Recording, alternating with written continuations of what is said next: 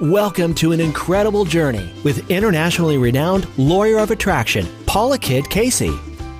Applying the skills gained over 40 years of practicing law, Paula uses facts, logic, and science to prove the validity of the law of attraction.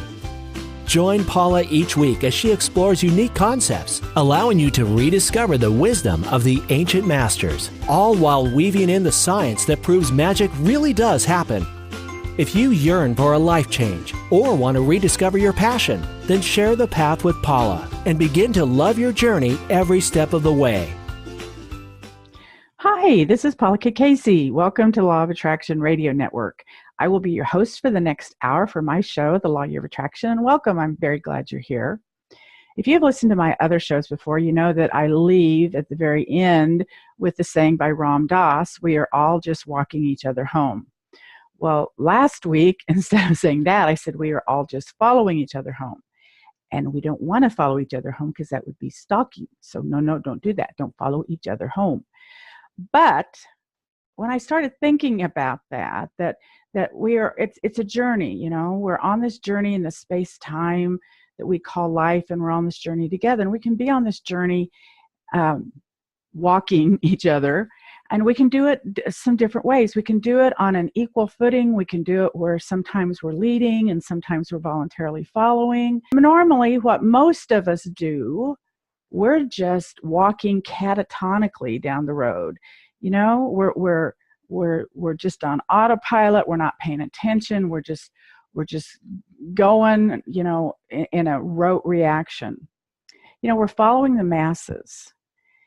We're not making conscious decisions or choosing a particular path. We're just kind of wandering all over the place when we're down here on this.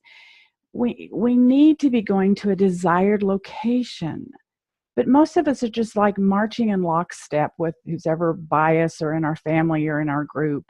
And that doesn't get us to where our soul wants us to go. So when I was thinking about this week's program, it brought me to zombies.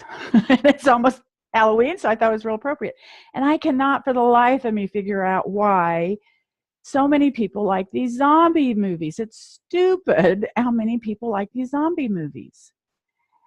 And then it hit me as I was preparing for this program. Number one, I think we identify with the zombies to some degree because we feel out of control. You know, we feel like we have no options. We feel like we're undead. I'm using my air quotation marks. You know, we feel like we're just wandering around with bad motor skills. And the second thing I think that is the reason that we like these movies is because that there is hope. There's always hope. Because always in these movies, there's a few individuals that are heroic and they choose their path and they get through the zombies and, you know, they save the day. They actually make a difference because they make decisions. So yeah, we want to be like those kind of people. We want to be like the heroes, the one that makes the decisions. Now, I'm going to talk about zombies and Napoleon Hill. I swear to you, I'm going to bring them together. But when Napoleon Hill was writing his iconic book, Think and Grow Rich, it took him 25 years to write it. He talked to over 500 of the world's most successful people. And he was trying to find a recipe for success, everything that they had in common, so he could share that with the masses. And he reported that the attribute that every single person that he talked to acknowledged that was the number one reason for their success is that they had the ability to make a decision quickly and very rarely change their minds. But most of us don't do that. Most of us are afraid to make decisions. And until we make a decision, a committed decision, the universe can't start delivering the goods because we're just kind of wandering around like zombies. And we're afraid to make decisions because, number one, we're afraid it might be wrong. So if we don't make any decision, we're not going to be wrong. Well, that is a decision, not doing anything. And the second one is we don't think we're going to be able to do it, or we don't think that we're worthy. You know, we think all of these because we're not sure who we are or what we want. And without that foundation of knowing who we are and what we want, you know, how can anyone make an informed decision? You know, how can we do that? So when you make a committed decision and you begin to focus on that committed decision, and the universe is going to start moving the mountains that it needs to move for you to get to that end of that decision that you're going to do, so you can achieve this desired result. But if you never make it, the universe is just sitting there twiddling its thumbs because it doesn't know where you want to go. And you want to go this way one day and this way the other day. So you got to make a committed decision. And to do that, we kind of need to know who we are and what we want to some degree. But don't worry, I'm here. I'm going to explain all this stuff to you. I'm going to show you why we're usually in that position, that we act like zombies and we don't know what we want. We don't know who we are. And I'm going to start telling you some ideas and tools that you can use to make some committed decisions, because I am the zombie killer. Da, da, da, da. I wanted to do that. My husband may cut it out, but I don't care. Okay. As we learn why we act the way that we do act, and how to change this, because it's based on our past conditioning, then we can take back control of our lives and we can make these decisions that are going to take our lives to the next level. We've talked about in my prior shows, our conscious and our subconscious mind. And if you haven't seen them, they're on my YouTube channel. I would love for you to go there. They stand alone. You can just listen to one and you get, I hope, a lot out of it. But they're also meant to be listened in a series, because they're like pieces to a puzzle. If you listen to them, they're going to help you see a bigger picture. But we're going to talk about the conscious mind and the subconscious mind in a lot more depth today, where we're going to go to in a lot more detail. So let's deep dive into that. So let's talk about our mind. Now, our mind is not our brain. Our brain is an organ. Our brain is a switching station. It's a computer. Our mind is our consciousness. It is an activity. It is our lifeness. It does not reside in the brain. It is in every cell of our bodies. There's so many amazing scientific experiments that prove that. So it's an activity. It's not a specific thing. There is not a picture of the mind because it's an activity. It's our consciousness. But we think in pictures. That is how we process information. That is how we're able to comprehend our language. And if we hear the word cat, we see a cat in our heads. And one of the reasons we can't understand foreign language is because the sound it makes does not register a picture in our head. But when we're talking about something, we need a picture, because we need to understand it, to discuss it, to dissect it. We need some kind of picture in our head. And the word mind doesn't have a picture, remember, because it's just an activity. So we have to have a picture in our thoughts about what I want to talk to you about. So there's a good thing that we use when we do that.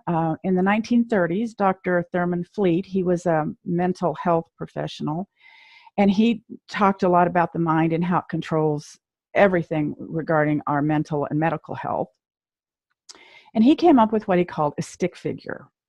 And I'm going to explain it to you very professionally, very articulately, on exactly what it looks like, because you're on the radio or you're on a podcast. But if you go to my YouTube channel, I'm going to have PowerPoints up there that shows that. So I'm going to explain this to you, so you're going to see pictures in your mind. We're going to have two circles on a piece of paper. We're going to have a big circle on top and a small circle on the bottom. And we're going to have a stick neck that connects the two, and two stick arms and two stick legs. And the top circle is big, and we're going to cut a line down the middle horizontally. And the small circle is our body. We're going to put the word body on that. And it's small for a reason, because our physicality has very little to do with the results that we're going to achieve in our lives. It is our mind and our control of our mind. So our top picture, the top part of our great big circle is going to say conscious mind. And then underneath that, it's going to say subconscious mind. Now, our conscious mind is our thinking mind. It is our intellectual mind. It is our educated mind. When you read a book, that's where you understand it, in the thinking mind. When you study for a test and you have the answers and you take it the next day, and then a week from Thursday, you've forgotten all of them, That's because that information resides in the conscious mind. And the conscious mind only controls what we do 5% of our day. And we read a book and we like a book, but then we pretty much forget the book. Or we go to a seminar and we want it to change our lives, and by Wednesday, we've forgotten what it is and we haven't done anything. Because that information, that educated information, resides in our conscious mind. Our subconscious mind, which is the lower part of this big circle, and this, they're equal in the circle just because that's how they make them, but the conscious mind controls what we do 5%. The subconscious mind controls what we do 95% of our day. And it is our emotional mind. It is really what controls our body. It's our feeling. It's the vibration that our body is in. So our conscious mind actually can choose what it wants to read or what it wants to watch. It can accept or reject anything that it wants to do. It can originate ideas. It can think of new ideas. But the subconscious mind cannot reject whatever's put into it. It can only accept what is put into it. And it cannot determine the difference between real or imagined thoughts that are put into it. We've talked about this before, but if you go to the movies and see a zombie, because that's my theme for today, if you see a zombie movie, and you're afraid, your conscious mind knows that zombie's not going to really get you, but you feel fear, and your subconscious mind registers the fear. And what does it do? It starts pumping your adrenaline, your heartbeat goes faster, you get in a fight and flight mentality because it really thinks that this imagined emotion is real. We can use that to our advantage because we're going to choose new emotions that we're going to want to internalize into this.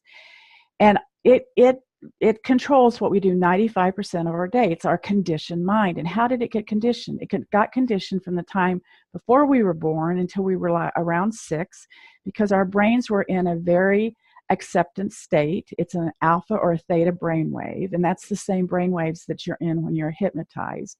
So you're in a very suggestible state when you're that young. And so whatever you're told at that point in time becomes your conditioning.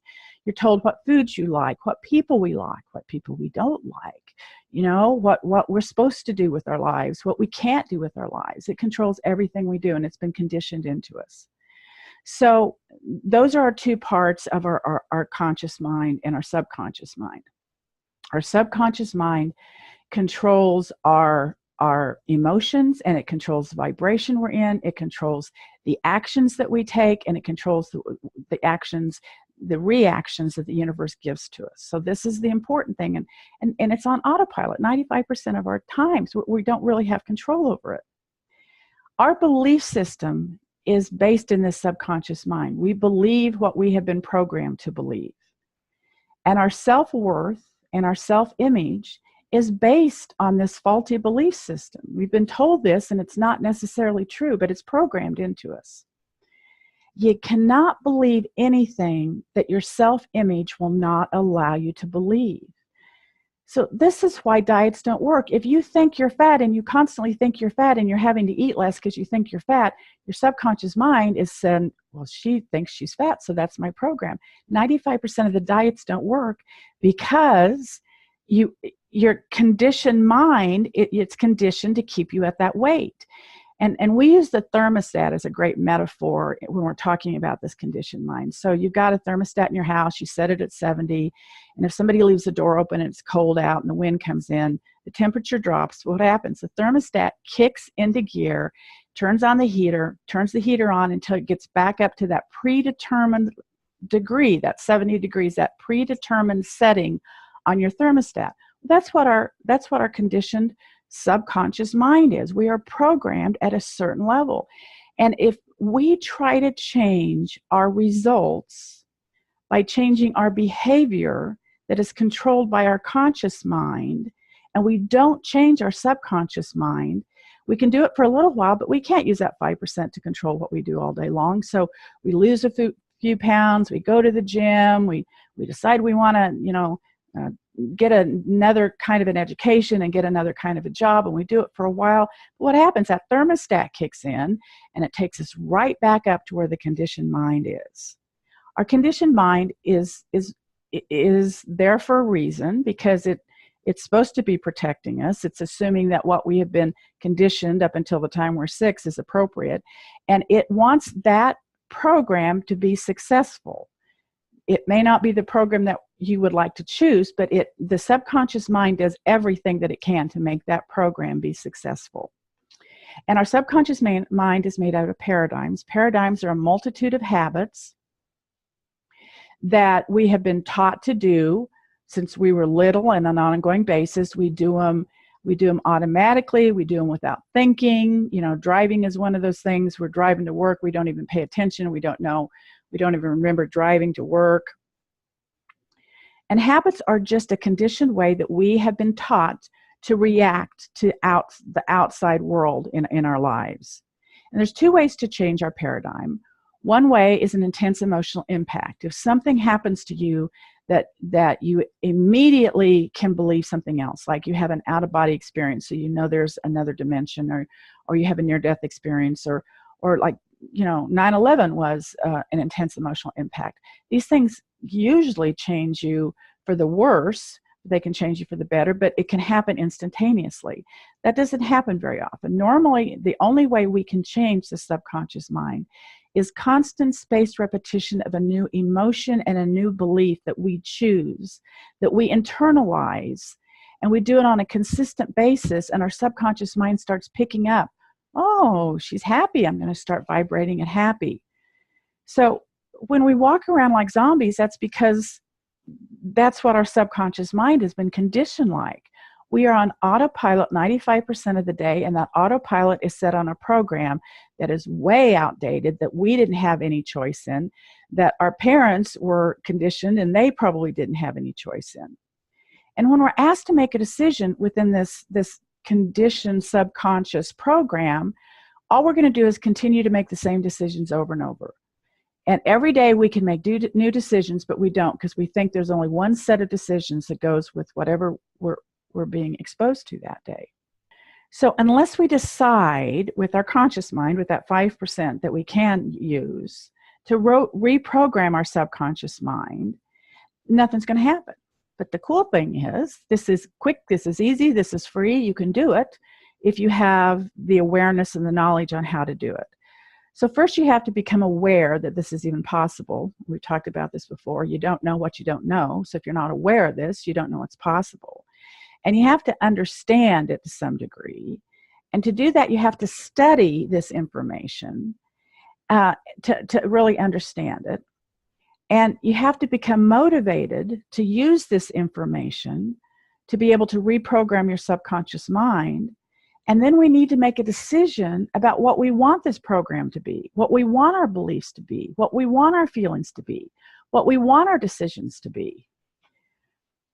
When you want your subconscious mind to be set on an autopilot 95% of the time, guess what?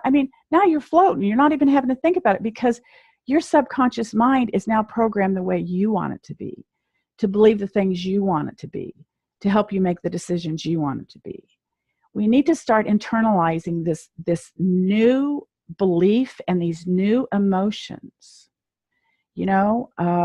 gratitude, abundance. I'm not going to ask you to come up with emotions you're not going to be able to feel. You've got them. We just need to put more attention to them.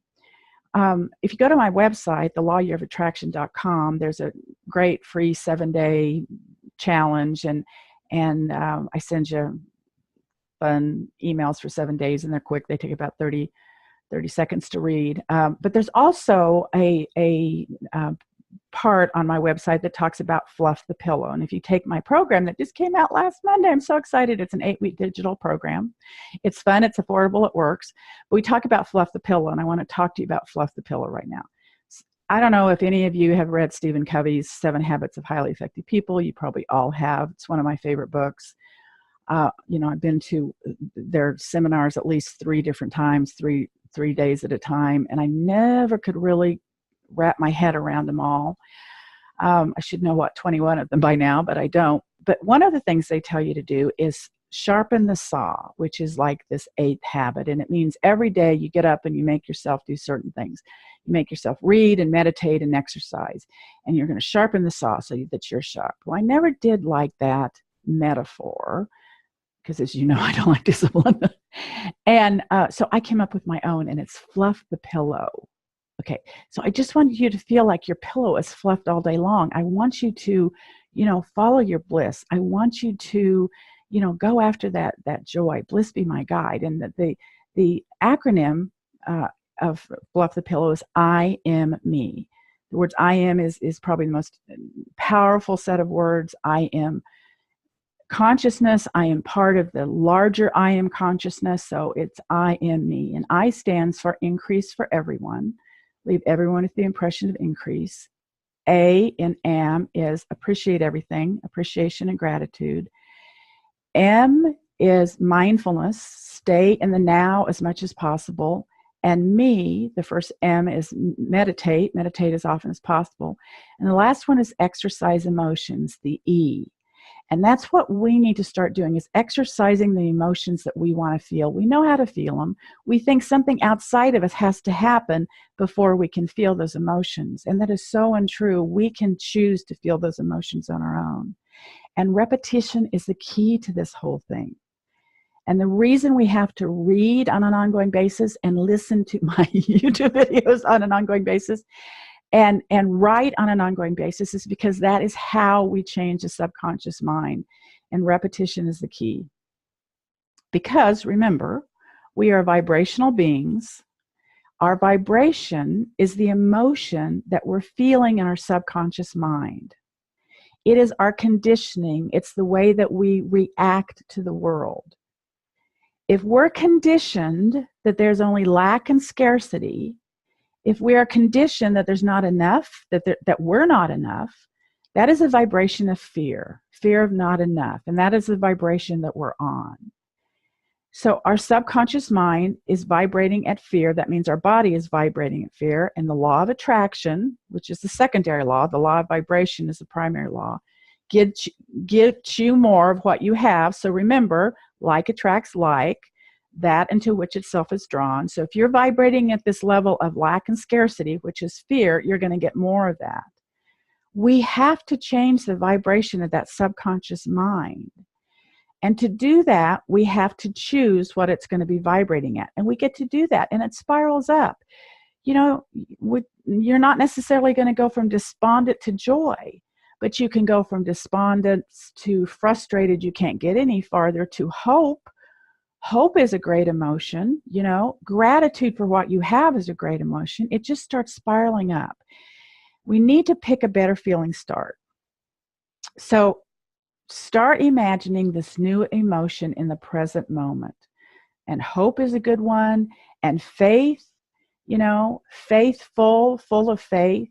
If you can have faith that something better is going to happen to you. And one of the ways you get faith is look at your life. Look at some of the things that have happened to you in your life that came out of nowhere, that were good, that helped you on this path. Have faith that something like that will happen again, because it's happened to you before, especially if you will take time to look at it. And then gratitude. This is the biggie. This is a biggie. You have to be grateful for everything you already have in your life. And that should not be hard. The vibration of gratitude is the highest vibration that our body can be on. And it attracts more things to be grateful for. And that's how we're going to spiral up. I do like to boss people around, but I really don't like discipline. And I really don't like to tell people that they have to do certain things. But I suggest that if you would take 20 minutes twice a day, in the morning when you first get up and right before you go to bed, so you have an intention when you go to sleep, that you are going to visualize with intense emotion how you're going to be when you get to that dream life, how you're going to feel, how the cool breeze is going to feel, how it's going to smell the pine trees, or look at the beautiful mountains. Obviously, I want to go to the mountains. I want to take 5 minutes and just feel the feelings of how you're going to feel when you get to that amazing dream. Writing in cursive is huge. It engages a creative part of the brain. It also allows you to channel from your higher self. Write and feel grateful for 5 things in the morning and at night. And I would suggest they need to be 5 different things, because you're always looking for something to be grateful for. And be grateful in the present tense for future events. You create future memories. Start thinking this happened in the future, and be grateful that it happened, and you will be amazed how it ends up happening. Constant spaced repetition with a new thought that takes your vibration to higher frequency. We talked about staying present in the moment in the past, in past episodes. We need to stay now, to be anchored in the now. And we normally aren't, because remember, we're on autopilot 95% of our days. And I give you some great tools to use if you take my 7-day challenge, like to stay anchored in the now. Write the word now on the palm of your hand, or get little sticky notes and put it on your mirror, on your computer, on your way to work, or get a bracelet that says now.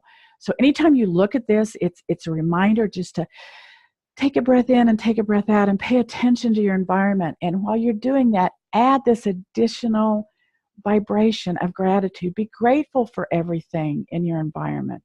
I mean, it makes all the difference in the world. Remember, the feeling that you're feeling is the prayer that you're putting out to the universe. You think your words are the prayer.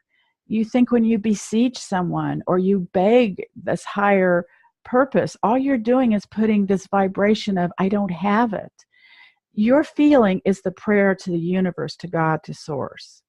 And staying in the gratitude feeling is what you're putting out to the source. And they're going, well, she's grateful. I'm going to give her more things to be grateful for, because the law of attraction says that's what you're going to attract to yourself.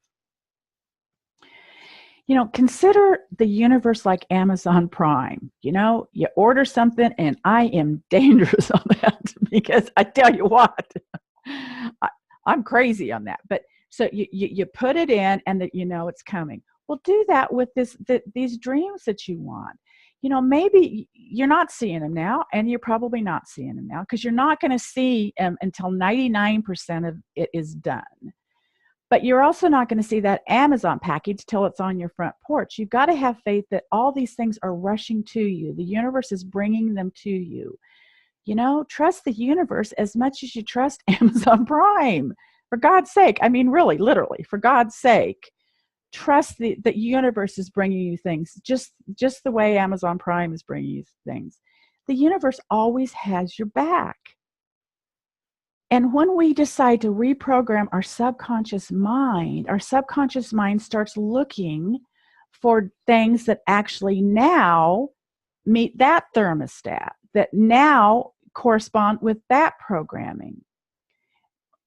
Remember, there's billions of bits of information that are in our environment every second, but our brain cannot access the majority of them. They're like microwaves or ultraviolet waves. They're things that we cannot access. There's 2,000 bits of information that our brain can access every second. And out of that 2,000 bits, it feeds us 50 bits of information based on whatever program that we have running at the time, because it wants to be successful. It wants that program to be successful. That program, and it may not serve you, but the way our body works, it wants this program to be successful. So it's feeding you 50 bits of information based on that program. And when you start changing your subconscious mind, feeling different thoughts, choosing what you want to be programmed, guess what? Your subconscious mind starts showing you 50 different bits of information out of those 2,000 bits of information, because there was always 1,950 other bits out there. You just were not seeing it. So the universe starts showing you different bits of information that have always been there. And like Joseph Campbell says, follow your bliss. The universe will show you doors where once there were only walls. Because our 50 bits of information were only showing us we couldn't do that because that's a wall. When we start saying, hey, maybe we can do this, your subconscious mind starts looking for the bits that goes, hey, there's a gate over there. We can go over there. It's based in science. It's based on the ancient masters' teaching, but it works. And this is something I would love for all you guys to get more involved in. When you see these different things that your now subconscious mind is showing you, you think, oh my God, is this a coincidence? Is this a miracle? Well, I'm telling you, it's a law of the universe. It's the law of attraction. When you start vibrating at a different level, you're going to start attracting things at a different level. And then you get to be operating on autopilot, the autopilot of your choice, the program of your choice. And then you just kind of flow downstream. You cannot solve the problem with the same thinking that you had when you created it. So let's take that saying, which is Einstein, and if you've created the problem with these 50 bits of information, and that's all you're seeing is this 50 bits of information, you're never going to solve the problem. You have to get a different mindset. You have to change your subconscious mind, your vibration, and your subconscious mind is going to show you 50 different bits of information. You're going to solve this problem with a different set of thinking that you used when you created it. Abraham Hicks, one of my favorites, says, "The universe is not punishing you or blessing you. The universe is responding to the vibrational attitude that you are emitting." You're not getting in trouble because you did something wrong. You're getting back what you are vibrating. And if we can learn to vibrate at a different level, that makes all the difference. Another analogy that a lot of the teachers use is the GPS system, that the universe, God, source is the ultimate GPS system. So let's think about that. In a GPS, you're going to input your desired destination. Well, so that's what we're going to do with the universe. You're going to have some faith that it's going to work. You know, you've done it before. It's worked for you before. You're going to have faith, but both the GPS in your car and the GPS in the universe are going to work. Then you're going to imagine the feeling that you're going to feel. You're going to have to get in that vibration that you're going to feel when you actually attain that goal. And the way we do that is we're going to have our exercise our emotions, the one that we want to feel. And then you got to put the car into gear, right? You can't just sit in your driveway and tap on the GPS and say, "Why aren't you working? Why don't you tell me what the next step?" You have to put the car into gear. You have to take a step. The GPS can't work unless you're moving, and the universe can't work unless you're moving. So you got to take a step, and it's one step at a time. The GPS doesn't give you all these steps at the same time you're supposed to remember. It just gives you the next step that you have to take. So does the universe. So does source. It just gives you the next step. But you got to have faith, and you got to put your car into gear, and you kind of got to know which way you're going and what your desired action is that you want to take and what your result is that you want to get to. Trust in the process and trust in divine timing. There's another natural law of the universe, the law of gestation, and that certain things take certain amounts of time to actually grow.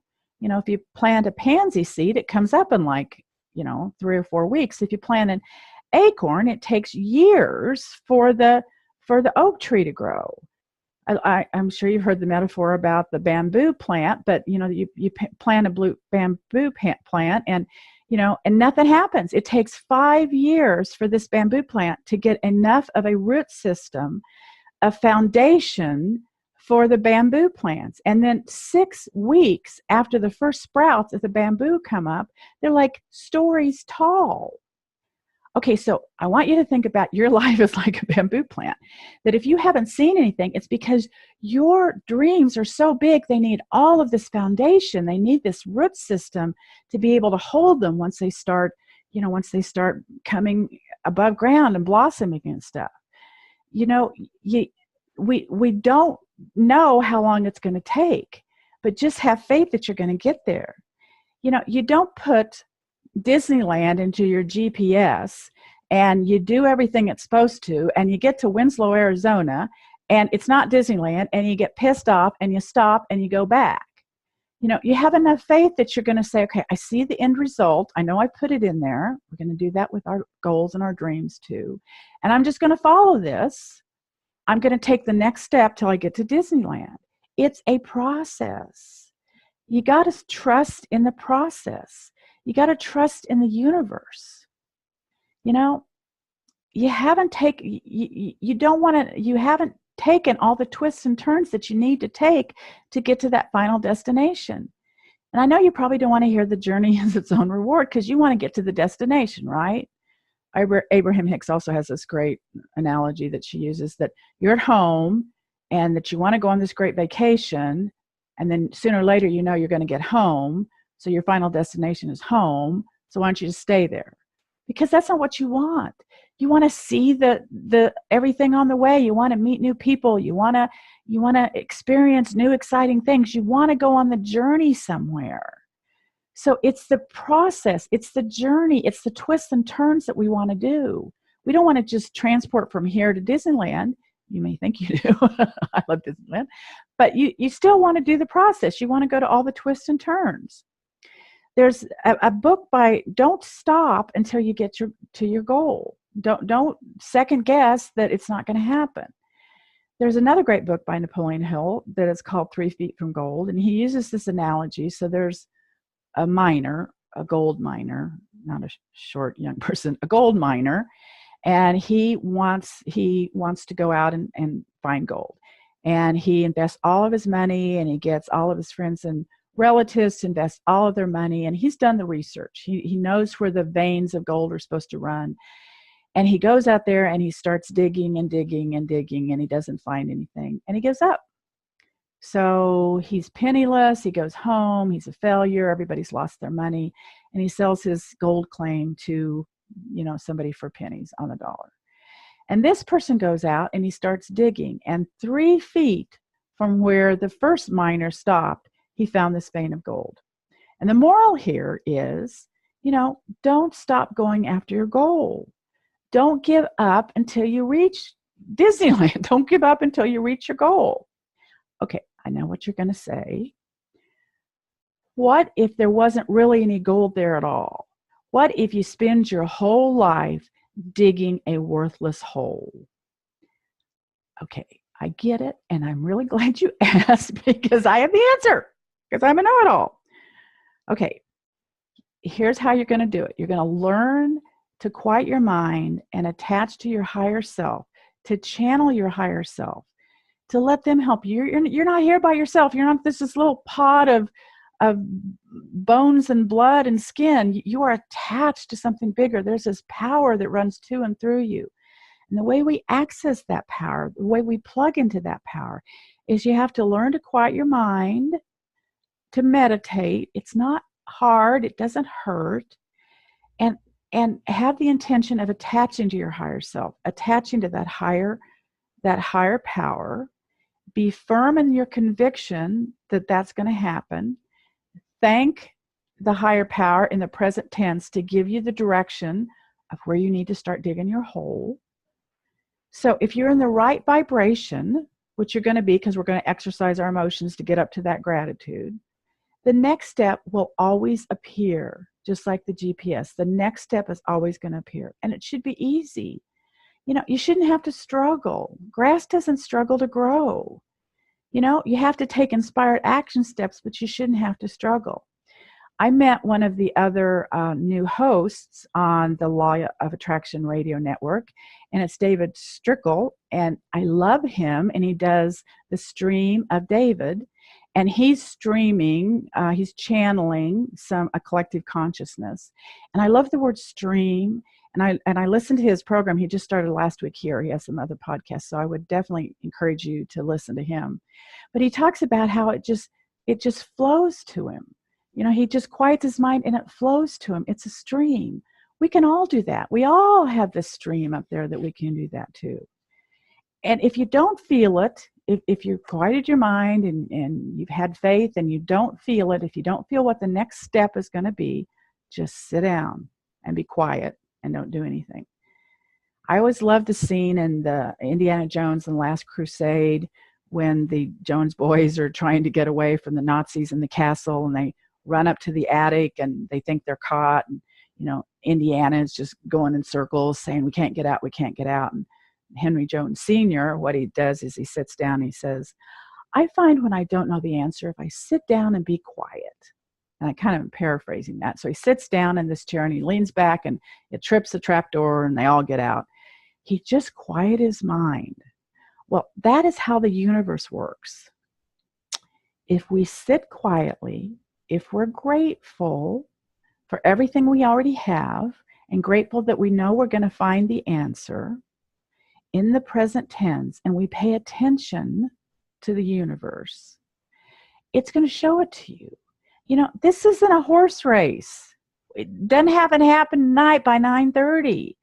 You got to appreciate where you are right now, because you can't get there from here. You've got to be happy where you are if you want to be happy over there. You know, Einstein also says, I think 99 times and nothing happens, and I quiet my mind and I immediately get the answer. You know, he's pretty smart. He's telling us some things we can use. Mahatma Gandhi also said, there is more to life than increasing the speed. We need to quiet our minds, and we need to slow our lives down. We don't need to be on the iPhone all day. We don't need to be in front of the screen all day, unless you're watching my YouTube. We don't need, to be doing something all the time. Quiet our minds, be quiet. Learn to become friends with yourself. I promise you, there's somebody in there that wants to come out and play. If you can find a way to be grateful where you are, and you can keep your purpose, that thing that is supreme, that thing that you came down here to do, and you may not even be able to verbalize it yet, but there's a feeling that's attached to it, start exercising that emotion. Have faith in the next step, and the universe is going to show you that next step. I want to talk to you about one more concept before we leave today, and it is the ability, when you are in this state of a quieted mind, when you learn to quiet your mind more on an ongoing basis, the ability to respond to outside stimuli instead of just react to it. So let's review what we've learned already today, and let me show you how it relates to that. So we have decided that making a decision is the most important thing, because the universe cannot conspire in your favor until you do. Our conditioning believes what we think, which in turn produces what we feel and how we react. And with awareness, we can decide to change that conditioning, to change our programs to ones that serve us, to ones that serve the beliefs that we want to have. Once we decide that we want to do that, and we learn to internalize a new emotion, situations begin to appear that weren't there before. We start seeing coincidences and serendipities. We start taking inspired action. And when we do, we learn that there's a space between the outside stimuli and our ability to react or respond to it. Now, normally we react to it, and that means that we use our 5 senses: hear, see, smell, taste, and touch. So we see something, and there's an instinctive, we react to it. And if something has made us mad before and we see it, something that happened, we get mad or we run. We react out of instinct, out of our past conditioning. Now, our instincts are there to keep us safe, right? They're there so that if we touch a hot stove, we know not to touch it, or if we smell smoke, we know not to run. But they are also filtered through our paradigm. They are filtered through our subconscious mind. Let me give you an example. If you live in India and you hear the word tiger, you're probably going to run. If you live in Los Angeles and you have a 3-year-old and you hear the word tiger, you probably think of an orange cartoon character that's bouncing on its tail, and you look around for Piglet. It's what we have been conditioned. The word tiger does not send fear into us, because our conditioning determines how our 5 instincts react. But it's still a knee-jerk reaction. But it makes us feel like a pinball machine, right? Something over there we see, it makes us mad. Something over there we see, it makes us happy. We're relying on outside conditions. We think outside conditions are what we have to choose an emotion. And we don't. We can choose any emotion that we want to. We do not want the outside conditions to determine how we feel. We want to learn how to respond to the outside conditions. We want to be able to choose a new action. And we can, when we become aware that there's 6 intellectual faculties that we all have, but we very rarely use or even know that we have them. We're going to talk about those more in a minute. And they are, and Bob Proctor teaches this, I've kind of reworded it, and I've used an acronym for it. It's called the WIMPER factor: will, emotion, memory, perception, intuition, and reason. WIMPER, W-I-M-P-I-R. It's a good acronym to remember when we want to learn to pry open that space and learn to respond to certain things. So when we develop these intellectual faculties, we can take control of any situation. We can learn that we get to decide how we're going to feel in any situation when we decide to use one of those intellectual faculties. One of the examples that I use when I teach my class is Groundhog Day by, it's got Bill Murray in it. And he plays Phil Collins, an obnoxious weatherman, and they go to Puxatawny, is that the name of it, Philadelphia, Pennsylvania, for Groundhog Day. They're going to film the groundhog, and he's obnoxious to everybody, and he's mean to everybody, and there's a snowstorm that comes in, and everybody has to stay all night there, and he wakes up the next morning, and it's still Groundhog Day, and he goes through the same actions. He meets the same people. They're saying the same things. They do the same things, and he's still the miserable person that he is, and this goes on, and he gets so depressed, he's doing the same thing every day, every day. So is this ringing a bell? That you think you have to do the same thing every day because you're meeting the same people who say the same thing, you go to the same work, you think you have to react and feel the same way every day. He gets so depressed that he, robs a bank, and he, steals a car, and he tries to commit suicide, and next day he wakes up and it's still Groundhog Day, and he does this over and over and over again. This is what our lives are like. We live in Groundhog Day. We think we have a limited environment and we can only react today the way we reacted yesterday. Well, I'm going to read from my book, The Lawyer and the Law of Attraction, which is available on Amazon. So this is what I say in my book about that. This continues his being unhappy with the day and how he reacts until he decides to think differently. He decides to appreciate what he does have and to respond differently to the same situation he encountered many times before. He makes friends, learns to play the piano, learns to speak French, reads classical literature, shows compassion for a homeless man. He changes a tire. He even catches a boy falling from a tree. Nothing in his environment changes except one thing. He does. He chooses to think a different thought and to respond a different way to outside stimuli. He chooses to feed the good wolf. He changes himself from the inside out, and then the outside miraculously changes before his eyes. He has become authentic. He has found genuine abundance. In a small town with the same people, with limited resources, in a limited environment, he chooses a different thought and a different view to view the only reality that he has at the present time. And when he did, the long winter, bleak and dark, bereft of hope, ends, and he finally wakes up to a new day, literally February 3rd. Connor had to make peace with himself. He had to appreciate all he possessed in the moment, and he had to grow and expand even in that limited environment. And when he did, he realized, like Dorothy in Oz, he had it all along, my dear. We don't have to allow outside conditions to dictate how we feel and how we respond. We can take control of that by using our whimper faculties. Once again, their will, intuition, memory, perception, imagination, and reason. I'm going to use an example, and I'm going to go through an example using all of those so that you kind of have a better idea of what we're talking about. It's also from my book. Let's take an event and illustrate how one works. Someone is pulled in front of you in traffic. When you react, horn blowing, middle finger waving, teeth clenched, your adrenaline begins to pump, your heart rate goes up, and you are angry for the next 2 hours. You arrive at work upset, are snippy with the receptionist, and lose your temper with your client. You have allowed something outside of yourself to take control of how you react and feel, and it affects your life.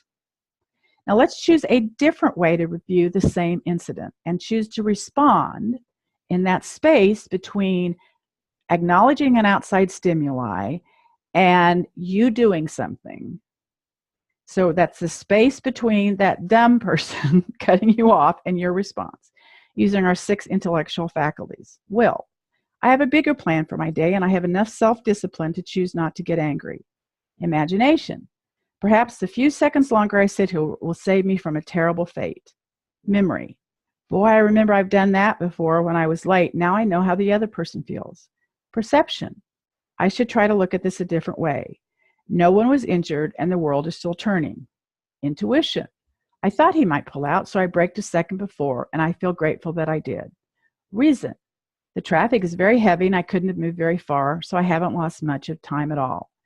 You have claimed your power and stayed the course to your intended goal that day, not allowing an outside source to affect it.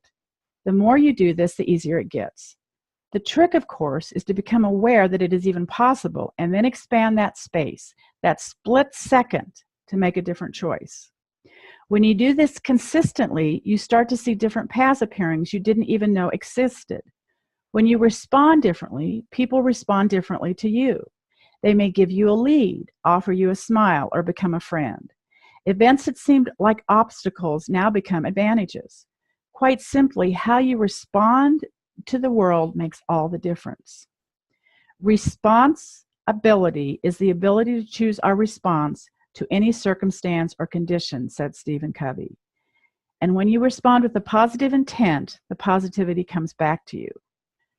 The third law of motion, Sir Isaac Newton's third law of motion, says, for every action there is an equal and opposite reaction.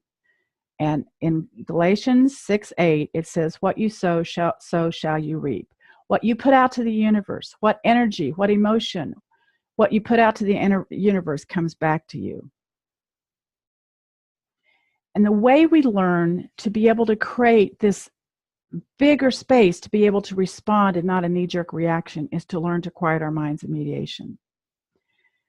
Here's some of the important points I'd like you to remember this week. Awareness is the key. We don't know what we don't know. We don't know what we don't know. And the awareness that there's knowledge out there to help us change our conditioning. The repetition of this information is critical. We can choose a new emotion. We can exercise an emotion that we want to feel and learn to internalize it. These are some things that would be great for you to think about this week if you want to. My prior shows are on YouTube. They're also on iTunes Radio. They're on the Law of Attraction Radio Network. I'd love it if you would go subscribe to that, listen to those. Like I said before, I hope each lesson stands on its own, but if you put them together, it's a great puzzle that you can read at your own pace. If you would go to my website, lawyorattraction.com, and sign up for my 7-day challenge. It's free, it's fun, it's easy. It helps you kind of get your day going. Every day gives you something else to think about than that it's Groundhog Day again. I would love for you to follow me on Facebook. I've just got all my social media up and going. It's the Law of Attraction. Follow me. Please email me, message me, Facebook me if you have any questions, if you have any ideas for future shows. I get to interview my new friend, the stream of David Strickler, and in the next couple of weeks. He's amazing. I just loved him. We spent some time Zooming the other day, so I appreciate the fact that he reached out to me, and he's an amazing addition to this network. I'm so proud and happy that I get to be part of this. Also, my digital program came out just like Monday, and if you like the show, if you like my book, which is on Amazon, I'd love for you to go either get the Kindle edition or order it on Amazon. You will love this 8-week challenge. It goes into much more depth on the information that I'm teaching here and also the information in my book. It's 8 weeks. You get a video from me. You get worksheets. You get exercises that you do. It's fun. It's affordable. I'm telling you, it works. Like my husband says, this shit works. And don't forget that my book is on Amazon. And if you get it, I'd love it if you would leave me a review. So until next time, as Ram Dass says, we are all just walking each other home. We are not following each other home because that would be stalking. We are walking each other home. Thank you for allowing me to be on this journey with you this week, and I hope to see you next week. Thanks very much. Thank you for joining Paula Kidd Casey on Lawyer of Attraction radio show. For more information about Paula programs and her book, please visit www.lawyerofattraction.com. Until next week, may you experience the magic of manifesting genuine abundance.